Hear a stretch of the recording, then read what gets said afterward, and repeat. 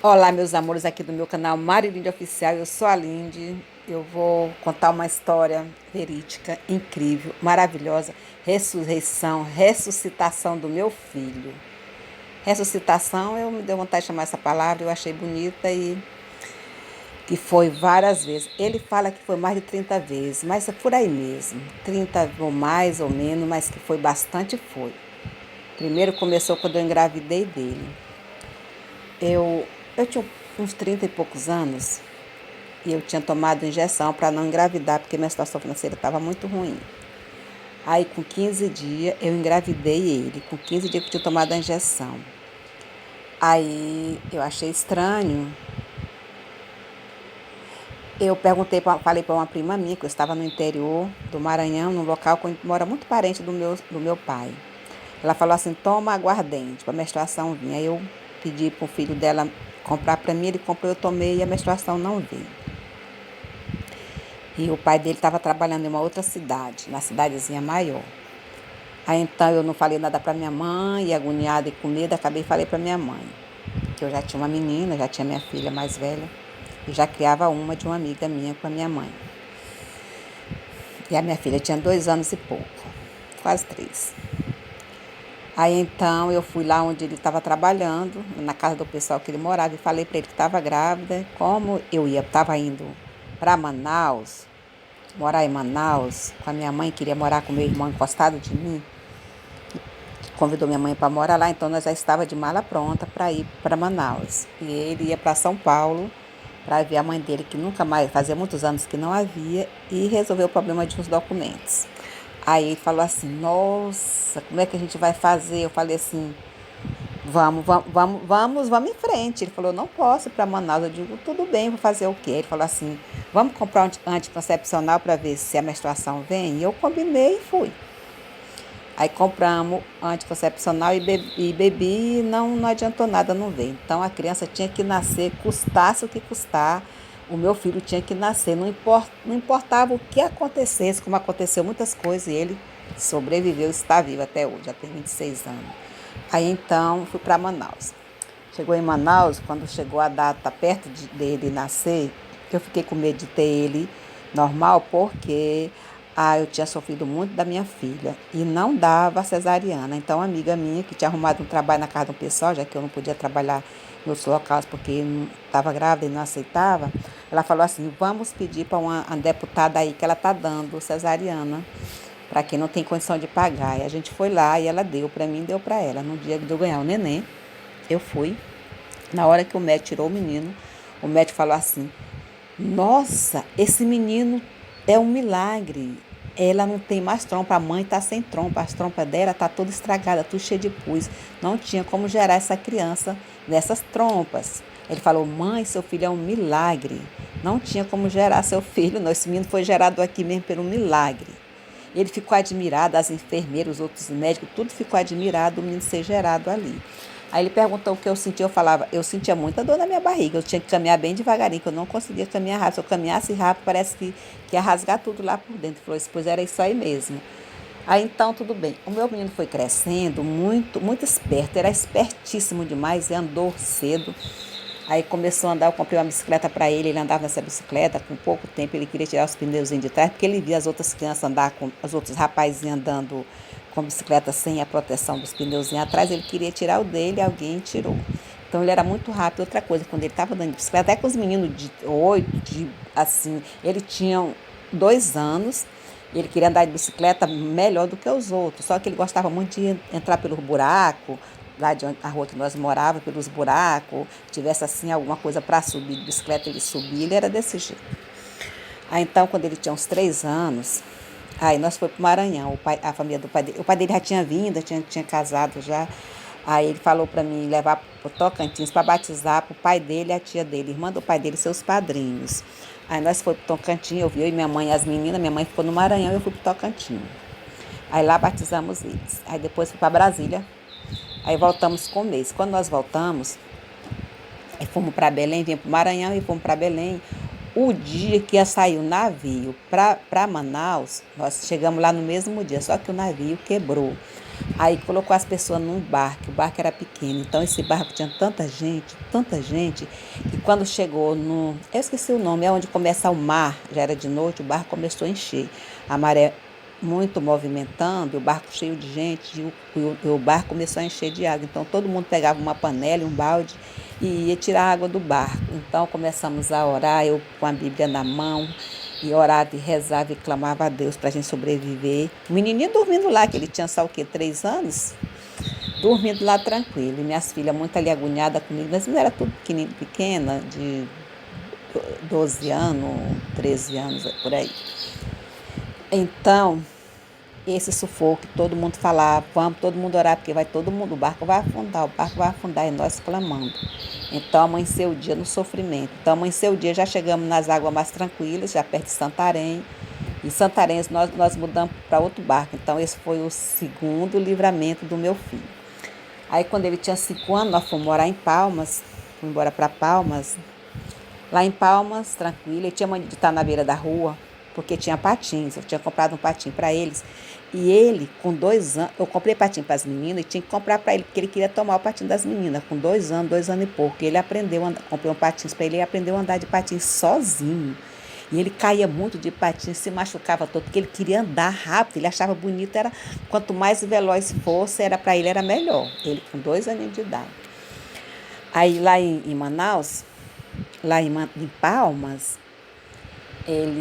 os patins ainda funcionavam, ainda depois quebrou tudo, não comprei mais, que a condição não tinha. Aí depois o pai dele bebia muito, era muito violento comigo, eu deixei ele lá em Palmas e vim para Imperatriz do Maranhão trabalhar, porque só eu trabalhava, aí fui embora, mandaram embora da fábrica de roupa que eu estava trabalhando de costura, vim para o Maranhão, Imperatriz. Ele já tinha 5 anos. Aí o tempo foram passando, então com 8 anos, aí minha mãe morreu, tive muito problema de depressão, eu vim aqui para Santa Inês. Aí eu trouxe ele, fomos morar numa fazenda. E nessa fazenda tinha um açude. E esse açude era quando dava tarde, cheio de criança tomando banho. O açude da casa que nós estávamos. Aí um dia ele começou a dar muito ferida por todo o seu corpo, muitas feridas. E então, quando ele era pequenininho, ele só vivia com febre. Dava muita febre que dava convulsão nele. Aí, vamos voltar nas feridas, porque eu esqueci de falar das febres. E era tanta ferida que era a cabeça dele cheia, era dentro do nariz, dentro da boca, ao redor dos olhos, nos lábios, nos dedos, na mão, nos pés. O menino ficou tomado de ferida. E eu fui fazer uns exames, eu não me lembro direito, que o médico falou, só sei que eu não tinha condição de comprar o remédio. Então, as minhas irmãs de criação aqui, que são de criação porque a gente conhece desde da adolescência, e me deram o dinheiro, eu comprei remédio para o menino, e o menino foi melhorando, eu saí da fazenda, vim aqui morar aqui em Santa Inês. Então, eu vim morar num lugar que estava construindo casa, tipo uma favela aqui em Santa Inês. Então, eu estava trabalhando de costureira, aí trouxe ele para cá, lá no colégio, os meninos falavam que ele estava fedendo muito. Ele falou, mãe, não vou para o colégio não, que os meninos acham que eu estou fedendo. Então, eu nem fui nesse colégio lá dele, porque se eu fosse, eu ia fazer uma briga tão feia nesse colégio. Eu acabei não indo, na mesma semana eu mudei para cá, para Santa Inês. Então, botei ele na escola, trouxe a transferência dele tudo, ele já estava o ferimento acabando. Aí eu tinha que trabalhar. Então, como nós estávamos morando na fazenda, tinha outras pessoas que podiam olhar ele para eu trabalhar. Aí cheguei aqui, aí eu morava perto, onde eu arrumei, comprei um barraquinho todo de palha, as portas a gente só fazia enganchar num cordãozinho. Tipo uma chupaninha de índio, tipo assim. E eu falava para as vizinhas, que eram minhas conhecidas desde quando eu era criança, para olhar ele. Aí um dia uma falou assim, olha, tu tira teu filho daqui. Porque eu falava, olha, quando meu filho estiver na rua, manda ele para dentro de casa. Porque tinha muitas crianças, adolescentes, na rua que nós morávamos, no setor todinho, que fumavam maconha. Então tinha um campo de futebol arrodeando as casas. E ele, toda tarde, ele estudava de manhã, toda tarde ele ficava lá no campo. Quando eu estava perto de chegar, ele ia para dentro de casa. Aí as meninas me falavam, as senhoras vizinhas, minhas amigas da minha mãe, falava para mim, eu perguntava para ele falava que era mentira. E eu acabava brigando com ele. Aí eu falei assim, ela não vai mentir. Mãe, eu estava não. Ela falava, você estava assim. Teve até um dia que eu fiquei com tanta raiva que eu dei umas porradas, umas palmadas nele, porque ele falou que a senhora estava mentindo. Essa senhora abençoada morreu há poucos dias agora. Então, isso já faz mais de 20 anos, 20 e poucos anos que aconteceu.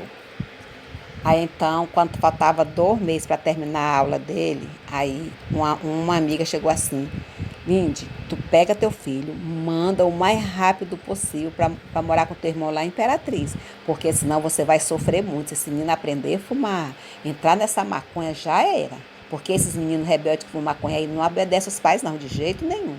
Aí eu fiquei muito agoniada, liguei para a minha cunhada lá em Imperatriz e ela veio buscar o menino. Aí eu fui no colégio fazer as provas, fez as provas, ficou de recuperação. A professora fez de novo, que eu contei a história e ela, a professora, me entendeu. E ele foi embora. Então isso aí foi mais um livramento, porque a maioria daquelas crianças, daquela época, muitos morreram de maconha, outros matados, foi uma loucura. Também no final do ano eu já fui embora também, que eu estava muito depressiva e aqui eu estava ficando era pior. Aí quando ele tinha uns 14 e meio anos, eu fui morar. Aí lá em Imperatriz, olha, vou voltar ao negócio da fazenda. Quando eu vinha da fazenda aqui para a cidade, nós vem de bicicleta, na rua de terra. E ele procurava andar só por dentro dos buracos. Ele não ia no caminho que estava certinho, era só por dentro dos buracos. Eu brigava com ele, mas não adiantava. Ele tinha que andar por dentro do buraco. Se tivesse assim um morrozinho, pois ele ia para subir no morro. E assim. Então eu fui para Goiânia quando ele ia com uns 14 anos, fui para Goiânia. Aí um dia, eu lá em Goiânia, minha cunhada me ligou, que eu tinha deixado ele com o celularzinho. Tinha começado a aparecer celular por aqui. Eu deixei ele com o celular que é para mim ligar para ele. Aí um dia ele vinha do colégio, apareceu um ladrãozinho, pegou o celular dele, roubou e ele saiu correndo atrás do ladrão. Aí minha cunhada falou que aconteceu isso. Aí ela falou assim, olha, esse menino, o cara poderia dar um tiro nele, e ele correndo, me dá meu celular, me devolve meu celular, e gritando lá, ele contando para minha cunhada, chorando. Aí meu irmão até falou, tu não tem medo do menino dar um tiro em você não? Eu disse, não, tenho não, eu queria era meu celular, o celular não é dele, roubou meu celular. Aí eu fiquei com muita agoniada, com medo, que ele já estava para completar, com poucos dias, completar 15 anos, ele completa no começo do ano. Aí eu digo, não, vou trazer ele para cá. Aí então, quando ele passou de ano, eu chamei ele para Goiânia. Chegamos em Goiânia, ele chegou em Goiânia, foi com uma amiga nossa, no ônibus de turismo. Eu coloquei ele para trabalhar numa oficina mecânica de carro, que ele gostava muito de mexer com carro, desenhava cada modelo de carro muito lindo, que eu até falei que eu ia ver se eu conseguia vender os modelos. Mas depois ele emprestou para um amigo dele e esse amigo dele nunca mais devolveu. Então, quando foi um dia, com alguns meses que ele já estava lá, não estava quando ainda, menos de um ano que ele estava lá em Goiânia.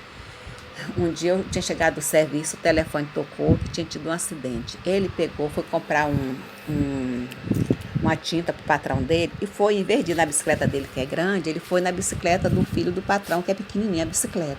E quando ele vinha vindo do mercado, ele passando num barranco que fica perto do terminal Veiga Jardim, lá em Aparecida de Goiânia, ou foi ele não sabe explicar se o carro bateu nele ou foi o vento do carro, mas ele caiu, passou um carro grande, ele caiu lá no bueiro, lá embaixo, e quebrou o braço esquerdo, todo em pedacinho, todo em pedacinho. Aí me chamaram e eu fui. Cheguei, só peguei a bolsa, estava comendo, nem comi a comida toda, deixei lá e saí. Quando eu chego lá, o menino está com o braço todo, que não podia nem triscar, porque tinha quebrado tudo. Demorou um pouco, o bombeiro chegou, levamos ele para o hospital do Urbo. Chegamos lá, bateram o raio-x dele e o doutor falou que não tinha nada para se aproveitar, os ossos estavam todos quebrados, em pedaços pequenos, e tinha que colocar pratina ou ferro, senão ele ia perder o braço. Mas lá no hospital não tinha como fazer a cirurgia, porque não tinha médico para fazer a cirurgia, que era muito delicada. Aí quando foi à noite, me levaram nós para outro hospital. Chegamos no hospital, o doutor olhou o raio-x e falou que lá também não tinha como ele fazer a cirurgia. Não sei porquê, mas não tinha como. Eu tinha que voltar para o Hugo. Aí ele ligou para o Hugo, falou que não tinha maca para o menino. Então o menino tinha que dormir lá. Ficamos lá, ainda bem que tinha lugar para dormir. Botaram nós no quarto, dormimos na cama tranquilo. Deram comida para nós, deram janta. Porque meu dinheiro não dava para comprar lanche não, eu tinha pouco dinheiro. Aí então, quando foi de manhã cedo, voltamos para o Hugo. Quando chegamos no Hugo, aí esperar uma vaga no Hospital Santa Casa, lá em Aparecida de Goiânia, eu só orando, e meu filho. Ele só dopando o menino por causa da dor, tomando injeção, os remédios para dopar, para não sentir as dores, que eram muitas dores. Aí quando foi de tarde, eu pedi para alguém ficar vigiando ele, que eu ia em casa, trocar de roupa e trazer roupa para mim e para ele, que eu não sabia quanto tempo ia passar ali. Aí alguém ficou lá para mim, eu fui. Que do hospital para onde eu morava era mais de 1 hora para ir, 1 hora para voltar. Aí eu fui, cheguei de noite, fiquei agradecida para quem ficou olhando ele, aí dormi no chão, ele na maca e no chão. Quando foi no dia de manhã, levaram nós para o hospital Santa Casa, em Aparecida de Goiânia. Chegamos lá no mesmo dia fizeram a cirurgia. Se tivesse demorado um pouco para fazer a cirurgia, ia ter algum negócio, porque já tava muito tempo com o braço quebrado, sem poder fazer cirurgia, como se estivesse ficando podre, entendeu? Tipo assim, eu com muito medo, graças a Deus, fizeram a cirurgia, mas a cirurgia passou acho que mais de 8 horas para resolver o problema. Cheiro de platina, de ferro, o braço dele. Aí não tinha quem ficasse com ele. E o pessoal de onde eu estava trabalhando, na fábrica de costura, que eu estava trabalhando, ficava todo tempo me ligando, que tinha umas roupas social lá que só eu fazia. As outras costureiras, que realmente estava aprendendo, não sabia fazer as roupas. E a patroa estava muito nervosa comigo. Eu falava que não podia, pedi para minha sobrinha para ficar com ele, ela não podia, porque minha sobrinha que morava lá em Goiânia, falou que não podia porque estava grávida e estava gravidez de risco. Aí eu pedi para minha filha vir, que estava em Brasília, fazendo prova. Falei, minha filha, faz essas provas aí tudo num dia, se você puder, e vem para cá, porque eu vou perder o emprego. Aí ela fez 2 provas num dia, deixou as outras para quando ela voltasse, ela veio direto lá para o hospital, ficou com o menino e eu fui para casa, fui trabalhar. Com 3 dias que eu já estava trabalhando, não voltei mais no hospital, eu me teve alta e fui para casa. Aí no outro dia minha filha foi para Brasília, que tinha que fazer as provas. Aí então a patroa me deu as contas. Quando o menino chegou do hospital com 2 dias, a patroa me deu as contas, que a irmã dela tinha mandado me dar as contas. Eu fiquei muito triste, me aguentando o choro na frente dela. Eu falei, meu filho tá com o braço quebrado, eu não conheço ninguém aqui, não tem como eu procurar emprego longe, que eu tenho que olhar ele, não tem que olhar ele. Ela falou assim, não, a neta, que é a irmã dela, que era vigia lá da lojinha, falou, não, mandou dar tuas contas. A neta não quer, mandou dar tuas contas. E as roupas que eu estava fazendo era de uma outra loja. Aí, só que me deu as contas e eu fiquei muito desesperada, fui para casa, chorei das 4h30, acho que até meia-noite no banheiro, chorando, desesperada, eu sozinha ali, com o menino ali, porque o pai dele tinha sumido, eu tinha largado o pai dele sumiu, não ajudava em nada também. Tinha botado, a tia dele mandou pôr na justiça, mas também ele nunca arrumou, não ajudou em nada. E eu muito agoniada. Então, quando foi à tarde, as outras amigas que costuravam na fábrica lá foram tudo lá em casa. Aí uma me deram uma coisa, sem comida, me deram pão, me deram lanche, me deram um monte de coisa. Graças a Deus não faltou. Aí meu filho começou a dor no braço. Tomou o remédio não passou a dor. Chegou tarde da noite, assim, chorando de dor. Eu sem poder levar ele para o hospital, que não tinha dinheiro para nada. O meu aluguel, água e luz, já ia vencer. Eu não tinha dinheiro. Aí me ajoelhei na cama do meu filho e botei a mão no braço dele, comecei a clamar a Deus, orando. Esse menino chorava, que gritava a dor e eu orando ali. Ele se mexendo, eu falei, calma que Jesus vai te curar. E eu orando, comecei até a chorar também, só sei que umas horas ele carrou no sono, dormiu. Eu saí de perto dele, fui tomar banho, já era muito tarde da noite, fui comer alguma coisa. Então, amanheceu de um menino dormindo e desse dia em diante o braço dele não doía, tanto como estava doendo antes da oração. Jesus tirou aquela dor, graças a Deus, Jesus é maravilhoso. Aí então, Aí no outro dia, a mulher dona das roupas foi lá onde eu estava, falou que ia tirar as máquinas para mim e ia me dar serviço para pagar as máquinas durante 1 ano, mas não ia deixar faltar nada. Ótimo, acabou que me deu dinheiro para me fazer comprar remédio para o menino. No outro dia ela foi na loja, comprou as máquinas e trouxe para mim, que é as máquinas que eu tenho até hoje, isso aí já tem mais de 10 anos. E essa Cláudia foi um anjo que Deus enviou ali para mim. Tudo combinou para mim estar naquele lugar ali e a Cláudia levar aquelas roupas, porque todo mundo falou que se fosse outra pessoa não teria feito isso comigo. Levou as roupas lá, ela viu que eu costurava bem, pegou as roupas lá da loja onde eu estava, comprou as máquinas e trouxe as roupas lá para o barraquinho onde eu estava para me costurar. Então, durante o tempo, muitos anos, não faltava nada para mim. Aí esse menino ficou bom. Aí ele começou a andar de skate. Pegava acidente de skate. Todo final de semana ele saía com os amigos lá pro centro da cidade, andando de skate. Quase todo final de semana ele chegava com o skate quebrado, machucado a testa, no braço direto mesmo. Nossa, eu vou até colocar o áudio aqui para vocês verem o que ele vai falar. Mas só que antes do áudio eu quero contar, porque quando a minha filha foi para a Itália, quando a minha filha estava na Itália, ela estava logo com serviço pronto e lugar para morar. Aí meu filho falava assim, mana, me dá o dinheiro para comprar moto para mim. E começou, aí ele falou assim, mãe, a Amanda falou para a senhora pegar o dinheiro para me comprar a moto. Eu digo, não vou não, filho, quando você puder comprar moto, você compra com o seu dinheiro. Quando foi à noite, eu não dormi de noite, eu agoniada, sentindo. Foi Jesus que fez aquilo comigo. Eu sentindo que ele ia pegasse a moto, ele ia ter acidente. Eu fiquei muito agoniada, ajoelhava na cama e orava para Deus tirar aquela ideia dele de moto. Eu muito agoniada. Amanheceu o dia, eu contei para ele que eu digo, olha, eu passei a noite todinha com uma impressão muito ruim por causa da moto. Você não vai comprar essa moto porque Jesus não quer. Ele falou, mãe, é Jesus que não quer, a senhora que não quer. Eu digo, eu e Jesus não quer. Deixa você comprar a moto que você tiver aos 20 anos, que ele tinha só 18 para 19. Então, essa saga da moto durou 4 anos. Com 4 anos que a minha filha veio, ela trouxe uma cachorrinha. E no dia que a cachorrinha chegou, primeiro eu estava no Maranhão, aí minha filha foi ganhar neném. Minha filha chegou, eu vim para o Maranhão num dia, ela chegou no mesmo dia. Lá em Imperatriz, passei 2 semanas, aí voltei. Quando eu voltei, ela estava em Brasília, eu cheguei no dia. No outro dia ela chegou em Goiânia, lá na casa que eu morava. E trouxe a cachorrinha muito bonitinha, pequenininha, pequinês, bem cabeludinha. Quando foi à noite, essa cachorrinha começou a ficar rosnando debaixo da minha cama. Aí eu me acordei. Quando eu acordei com o barulho dela, me deu uma tristeza muito forte no meu coração, muito forte aquela tristeza. Eu comecei a orar. Eu sentia que ia acontecer alguma coisa com meus filhos, mas o sentimento era tão forte que eu acabei chorando e orando, dormindo. Quando eu dormi, demorou um pouco, a mesma coisa, a cachorrinha fazia a mesma coisa, eu acordava com o mesmo sentimento e orava e dormia. Então, isso aconteceu até o dia amanhecer. Só que os meus filhos, que dormiam no quarto bem pertinho, que eu dormia era na cozinha, não ouviu nada desse barulho. Quando foi 5 horas, a cachorra me acordou de novo, eu com o mesmo sentimento, fui tomar banho, passei o café dele, que ele tinha que trabalhar, ele trabalhava de pequenos aprendizes, estava fazendo curso para a firma. Levantou cedo, tomou café, tomou banho. Eu falei, meu filho, vai com cuidado, vai com muito cuidado, que Jesus vai contigo. Falou, o que foi, mãe? Calma, todo dia eu não vou pro centro de skate. Aí quando ele foi saindo, eu falei assim, Jesus e os anjos, vai com ele, não deixa que nada de ruim aconteça com ele. Quando foi mais ou menos 10 horas, ele chegou, lá vem ele, com o pé descalço, o skate quebrado, e o tênis na outra mão. Eu, meu Deus do céu, aconteceu alguma coisa.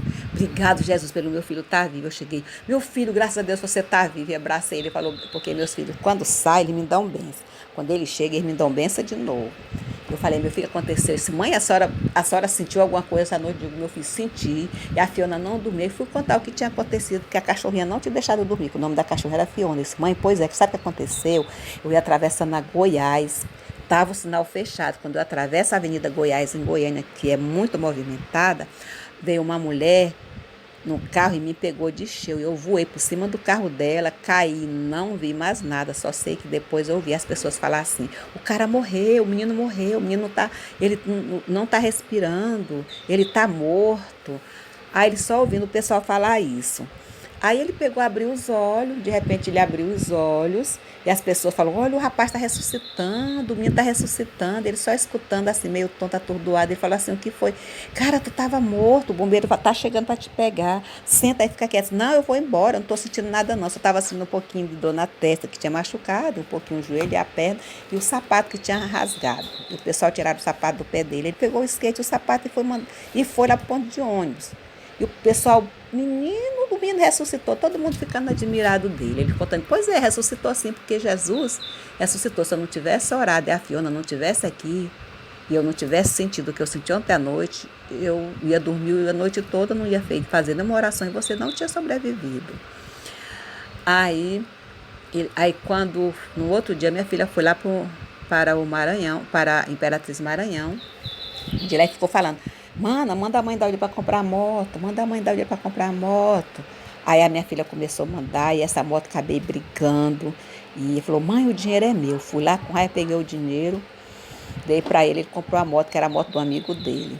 No segundo dia que ele pegou essa moto, no terceiro dia teve acidente. E aí foram vários acidentes de barranco, que a moto ficava só o bagaço. A última acidente que ele teve, a moto, o ônibus passou por cima da moto e ele só pulou. Só sei que foi tanto acidente, só teve um acidente que ele caiu no barranco, que ele trabalhava na Ultragás, lá perto de Goiânia, e o ônibus derrubou ele dentro do barranco bem fundo, que machucou uma perna, ele ficou bem machucado, que ele passou um mês com a perna enfaixada. Não quebrou nada, só enfaixou.